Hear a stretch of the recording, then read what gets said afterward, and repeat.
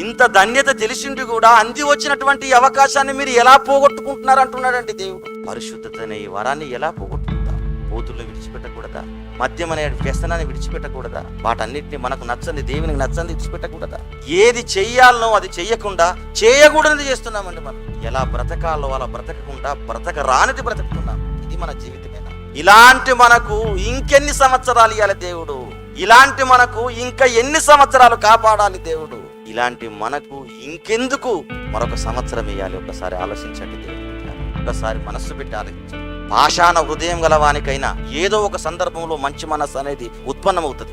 అది ఈ రోజే కావాలి. మన జీవితంలో ఎలాంటివి దేవుని నుండి దూరం చేసేవి ఎలాంటివైనా వాటిని తృణీకరించుకుంటూ, దేవుని నుండి భక్తిని విడదీసేటువంటి ఎలాంటి సందర్భాలైనా దాన్ని తొక్కుకుంటూ, దాన్ని విసర్జించుకుంటూ వెళ్ళాలి తప్ప ప్రేమించి ముద్దాడితే దేవుడు బాధపడతాడు.